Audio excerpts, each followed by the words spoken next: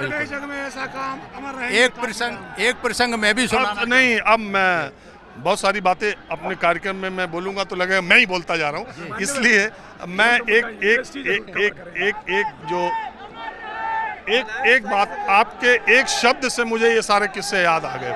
तो मैं ये कह रहा हूँ, बामसेफ जो संगठन उन्होंने बनाया सरकारी कर्मचारियों का, क्योंकि जो मैंने अभी किस्सा बताया, बाबा साहब अंबेडकर की पार्टी में शामिल हुए कांशीराम, आरपीआई में जाके शामिल हुए, फिर उनको लगा कि ये लोग तो यार धीरे धीरे कांग्रेस में चले जा रहे हैं, इनके पास तो मिशन है नहीं, कोई विजन नहीं है। फिर उन्होंने कहा, उसी सरकारी वर्ग को उन्होंने चिन्हित किया जिसके लिए बाबा साहब रोए थे। उन्होंने कहा इनको पहले इकट्ठा करो। उन लोगों के पास गए, उनसे कहा कि यार तुमको पॉलिटिकल एक्टिविटीज़ में भाग नहीं लेना है, आप सरकारी नौकरी करते हो, आप सरकारी नौकरी करो, राजनीतिक गतिविधियों में भाग न लो, सामाजिक तौर पर आप इकट्ठे हो जाओ। और बामसेफ में सरकारी कर्मचारियों को इकट्ठा किया। आप बामसेफ में थे शुरुआती दिनों? बिल्कुल, मैं शुरुआत से बामसेफ में जब तक नौकरी की है बामसेफ में रहा हूं और खुलेआम रहा हूं। बामसेफ के माध्यम से हमने, एक बात मैं बताऊं, हमने बहुत 8-10 साल तक पार्ट टाइम नौकरी की है और फुल टाइम बामसेफ का काम किया है, पार्टी का काम किया है दिल्ली में और खुल के किया है और आज भी कर रहा हूं। तो मैं अब बामसेफ उतना सक्रिय तो है नहीं। देखिए ऐसा है, आज यहाँ जितने लोग देख रहे हैं मेरे ख्याल से 50% लोग बामसेफ के होंगे। ये बामसेफ, ये बामसेफ, ये बामसेफ, ये सारे बामसेफ के लोग खड़े हैं। 50% लोग बामसेफ के हैं, काम कर रहे हैं। और हम तो अब क्या बताऊं, वो बताना नहीं चाहता आपको जो काम कर रहे हैं, फिर कभी बताएंगे। तो देखिए ऐसा है, मैंने कैडर जिस तरह से काम, मुझे सब पता है। मैं आज से बीएसपी कवर नहीं करता हूँ। मुझे बामसेफ, DS4, आपका कैडर, आपका चंदा, आपकी मीटिंग्स, आपका काम, मुझे सब पता है। बहुत सारी बात आप सही कह रहे हैं, कैमरे पर बतानी भी नहीं चाहिए, सारी बात नहीं खोली। मुझे आज ये बताइए, जब आप लोग बामसेफ में थे कांशीराम जी के साथ, तो पर मंथ आप लोग कितना चंदा देते थे? कोई हिसाब नहीं रखा, जब जितना जरूरत पड़ी दे दिया, जब डिमांड आई दे दिया। मंथली नहीं था? मंथली नहीं था? मंथली तो था। 100 रुपए? ना, मंथली तो यहाँ जो है दिल्ली का जो कार्यालय है इसको चलाने के लिए रहता था। पहले 100 रुपये था, फिर 500 रुपये था, फिर 1000 रुपये था। हम देते थे रेगुलर, वो तो देते थे, लेकिन उसके अलावा जब भी ज़रूरत पड़ती थी, 5000 की पड़े, 10,000 की ज़रूरत पड़े, जेब में से लाएं, किसी से मांग के लाएं, कहीं से लाएं, करते थे। उस समय 20 लाख लोग बामसेफ से जुड़ गए थे या 2 लाख? मुझे अभी याद नहीं आ रहा है। जब साहब कांशीराम ने शुरू किया था उस समय उन्होंने कहा था कि आधे प्रदेशों में और इतने ज़िलों में हमारा संगठन, ये 73 में साहब ने कल्पना की थी कि हम बामसेफ नाम का संगठन बनाएंगे। 5 साल बाद 78 में उन्होंने। और एक बात और, सारे संगठन बामसेफ, DS4, ये सारे संगठन मान्यवर कांशीराम ने बाबा साहब के परिनिर्वाण दिवस 6 दिसंबर को गठित किए। और जब बीएसपी बनाई तो बाबा साहब के जन्म तिथि के मौके पर बीएसपी बनाई, वो 14 अप्रैल 1984 को। और सारे उनको मालूम था, देखिए बाबा साहब तो भगवान का दर्जा है। मैंने कहा, एक बार मैं एक दलितों के एक बस्ती में गया था, मुझे लग रहा था रैदास जयंती थी या कुछ ऐसा था। तो उन लोगों ने, मैं देखने के लिए कि कैसे पूजा करते हैं उनके घरों में, तो वो लोगों ने कहा आप आ जाइए घर में। हालांकि मैंने कैमरे पर नहीं दिखाया वो किसी के घर का। तो वहाँ पर किसी की देवी की मूर्ति, हिंदू धर्म के किसी देवी देवता की मूर्ति नहीं थी। वहाँ पर रैदास जी की, बाबा साहब अंबेडकर की सबसे बड़ी मूर्ति और कांशीराम जी की फोटो भी मंदिर में थी। और ऐसे घर मैंने देखे। तो उस समय मुझे बड़ा आश्चर्य हो रहा था कि जिस व्यक्ति को हमने अभी तक देखा है, उस व्यक्ति के स्थान मंदिर तक पहुंच चुका है। सर, दिवाली पर कैलेंडर बिकते हैं, आपने जगह जगह देखे होंगे। उनमें सिर्फ बाबा साहब की मूर्ति आपको भगवान, मतलब सब भगवानों के बीच में मिलती है, जो लोग वहाँ से खरीदते हैं, बड़ी मात्रा में। अपने दिवाली पर अपने घरों को सजाते हैं, बाबा साहब की मूर्ति नए इस तरह से स्थापित करते हैं। और बाबा साहब ने वो क्यों करते हैं, बाबा साहब मतलब ये सिर्फ मानने के लिए भगवान, वो है भगवान से ऊपर दर्जा है उनका। उन्होंने बहुत कुछ किया है, इतना कुछ किया है कि हम सोच भी नहीं सकते, कल्पना भी नहीं कर सकते हम। और तो आज है कि वो तो अब कैमरे बोल नहीं सकते। सर को पता है, सर को मैं कनॉट प्लेस में करता रहता हूँ फॉलो। सर इससे हट के थोड़ा सा राजनीतिक पे बात करूं तो आप 2007 से 12 का बहन जी का शासन देख लीजिए। जो आज कहते हैं ना कि यहाँ पे गुंडा राज नहीं है, उस टाइम का गुंडा राज देखिए आप, बिल्कुल ख़त्म कर दिया था बहन जी ने। एक भी जातिवादी दंगा आप बता दीजिए 2007 से 12 के बीच में, सिर्फ एक घटना हल्की सी हुई थी, उसी में बहन जी ने आदेश कर दिया था कि दूसरी ऐसी हो नहीं ना पाए, और हुई नहीं सर। आप 2007 से 12 का इतिहास उठा लीजिए, जो बड़े बड़े गुंडे थे वो सब जेल में थे या फिर प्रदेश छोड़ के भाग गए थे, उन्हीं को बाद में दूसरी सरकार आई जेल मंत्री तक बना दी थी। ऐसा भी हुआ है। और देखिए, मुझे रह रहे की बातें याद आती है काशीराम जी की, और उनको मैं मिला भी हूँ, इसलिए अब उनकी चर्चा ज़्यादा कर रहे हैं, इसलिए कि उनका पुण्यतिथि है और जन्मतिथि है। मैं ये जानना चाहता हूँ ज़रूर, जो कॉम्बिनेशन उन्होंने बनाया, उन्होंने दलित शोषित पिछड़े के नाम पर, वो दलितों का नाम उतनी ही शिद्दत से लेते थे जितना नाम वो पिछड़ों का लेते थे। और इसीलिए जितने भी पार्टियां थी, चूंकि मुलायम सिंह यादव भी उस समय कद उनका बड़ा हो गया, लेकिन यादव नेताओं में भी या उनकी तरफ, बसपा की तरफ बहुत अच्छी खासी संख्या में आए थे। एक समय यादव बने थे सबसे ज्यादा बीएसपी से। सबसे पहला एमपी हमारे ही जिले रामकृष्ण यादव जी पहला आजमगढ़ जिले से हुए थे, तो यादव ही पहला बीएसपी भी हुआ। और जो दूसरी जातियां थी यूपी में, अदर राजभर, चौहान, निषाद, पटेल, उनको भी उन्होंने जोड़ लिया था। ठीक है, उस फार्मूले को बहन जी संभाल नहीं पाई। जितना नहीं, एक मिनट सुनिए, आप लोग की आदत है कि बहन जी के खिलाफ सुनना नहीं चाहते हो, लेकिन जो असलियत है ऐसा भी नहीं है, ऐसा भी नहीं है। नहीं, मैं तो पूछता हूँ। देखो, ओम प्रकाश राजभर बसपा में थे, उधर से गए, संजय निषाद थे, सारे यहीं से निकल करके गए। उन्होंने अपना ब्रजेश पाठक डिप्टी सीएम भी यहीं के थे, बसपा में ही थे। तो ये संभाल तो न सकी, इसको कम मानोगे? एक एमएलए आ गया फिर भी नहीं मान रहे। देखिए ये एमपी, एक मिनट आ रहा, एमपी भी एक भी नहीं। कोई बात नहीं, ये स्वार्थी लोग थे जो चले गए इसमें।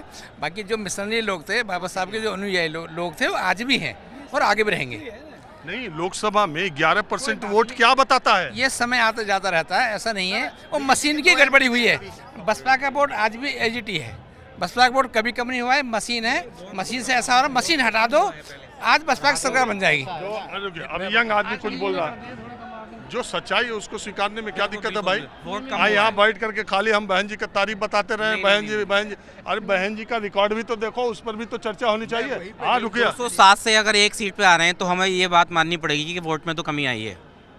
उसकी वजह क्या? उसकी वजह है ये यूपी में जो चुनाव है, यूपी में चुनाव जातिवाद का चुनाव होता है। ये तो जातिवाद की तो मास्टरी बीएसपी के पास थी। नहीं, जातिवाद की मास्टरी बीएसपी के पास नहीं है। हमारे पास में हमारा ही वोट रह जाता है, दलितों का ही वोट रह जाता है, दूसरी कास्ट के लोग वोट नहीं करते। इस वजह से हमारी सीटें कम होती हैं।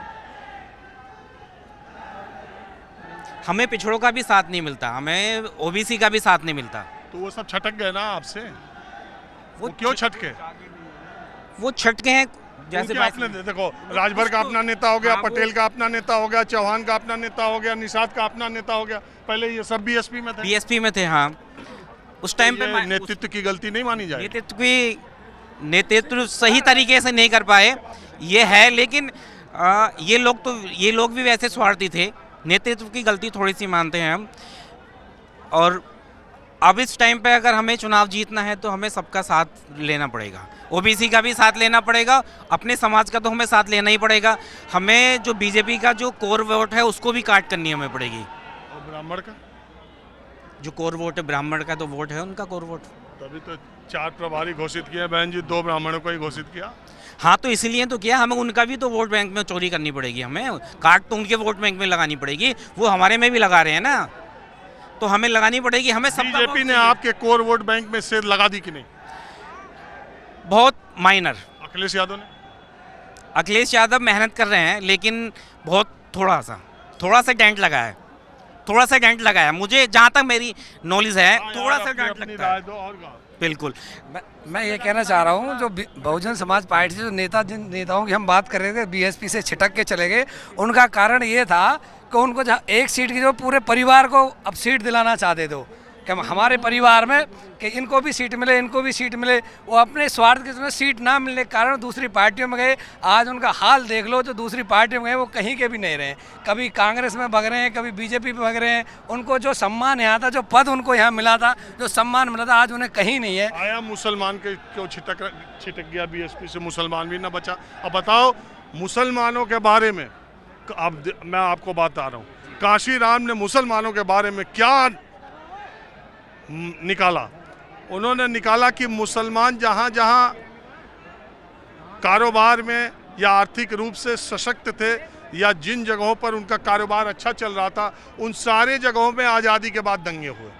उन्होंने कहा मेरठ में दंगा हुआ, उन्होंने कहा भागलपुर में दंगा हुआ, उन्होंने मुरादाबाद में दंगा हुआ। इन सब जगहों पर दंगा हुआ, माहौल ख़राब हुआ और मुसलमान जो है एक कम्युनल पॉलिटिक्स की तरफ समाज बटे, इसकी कोशिश की गई। और मुसलमानों को दलितों से जोड़ने में एक अलग इंजीनियरिंग उन्होंने बनाई। और उसके बाद मुसलमानों की भी एक बहुत बड़ी संख्या, हमसे खुद एक निजी बातचीत में मुलायम सिंह यादव ने कहा कि वो अयोध्या में गोली चलवाने की घटना के बाद से भारतीय जनता पार्टी के नेताओं ने मुझे मुल्ला मुलायम कहना शुरू कर दिया। हकीकत ये है कि इस उत्तर प्रदेश के मुसलमान मुझसे ज़्यादा हमेशा बसपा को वोट करते हैं और मेरे विधायकों की संख्या से उनके विधायकों की संख्या ज़्यादा हो जाती है। मायावती तो मुसलमानों को भी नहीं संभाल पाई, क्या बताइए क्यों चले गए आपके पास? अभी भी है मुसलमान, ऐसे नहीं है कि बीएसपी में नहीं है, अभी भी मौजूद है।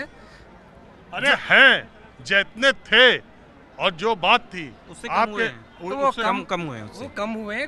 कुछ ऐसे नेता हैं, आपने भी देखा होगा, जो उन्होंने एक बहन जी का एक वीडियो, मैं आपको जिले बता सकता हूँ, जिले कि बसपा से मुसलमान के एमपी कहाँ से जीते थे जहाँ कोई सोच नहीं सकता था। सुल्तानपुर से जीते थे, मेरठ से जीते थे, बहराइच से जीते थे।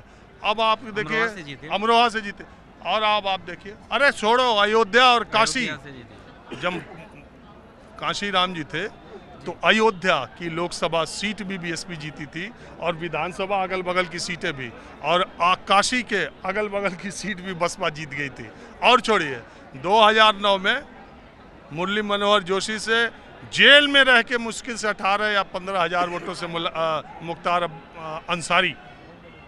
असल में बहन जी भी तो कभी नारा देती थी चढ़गुंडों की छाती पर और मोहर लगाओ हाथी पर, और टिकट देती थी मुख्तार अंसारी को। अभी तो बात है।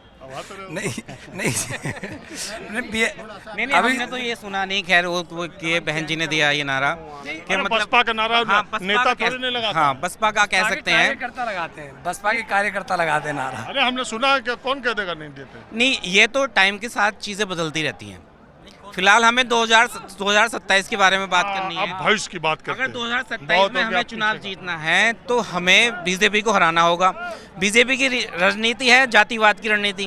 अरे बीजेपी से ही मिले भगत का आरोप लगाते हैं विपक्षी दल मायावती पर। नहीं, ये तो विपक्ष वालों को कुछ ना कुछ चाहिए। अभी अगर हम एक्चुअली बात है कि हम इंडिपेंडेंट लड़ते हैं, बीएसपी इंडिपेंडेंट लड़ रही है, तो उनको ऐसा लगता है कि हम उनसे मिले हुए हैं। मैं भी ये चाहता हूँ कि हम गठबंधन करके लड़ें, कोई सी भी पार्टी हो, तो उससे हम ज़्यादा उनको टक्कर दे पाएंगे बीजेपी को, क्योंकि बीजेपी ज़्यादा। आप भी कुछ बोलना चाह रहे हैं? नहीं, हमें पूछे कौन सा नारा पूछ रहे हैं आप? हाँ? कौन सा नारा पूछ रहे थे? अरे वो सब नारा वारा पुरानी बात हो गई। नारा तो लगता रहता है, हर चुनाव में एक नया नारा आ जाता है। आप कहाँ से आए? मैं गाजियाबाद से हूँ। 2027 में कुछ बसपा को उम्मीद दिखाई दे रही है? हाँ जी, दिखाई दे रही है। कैसे माहौल बन रहा है। अब जो गुंडागर्दी वो चरम पे है और जो दलित लोग हैं उन पे ज़्यादा अत्याचार हो रहा है और उनकी सुनी नहीं जाती है। अरे योगी जी का बुलडोजर है तो कहाँ को? योगी जी का बुलडोजर जो सब जगह नहीं चलता है, वो भी देख के चलता है कहाँ चलाना है, कहाँ नहीं चलाना, कहाँ नुकसान होगा हमें वोटों और कहाँ फ़ायदा होगा।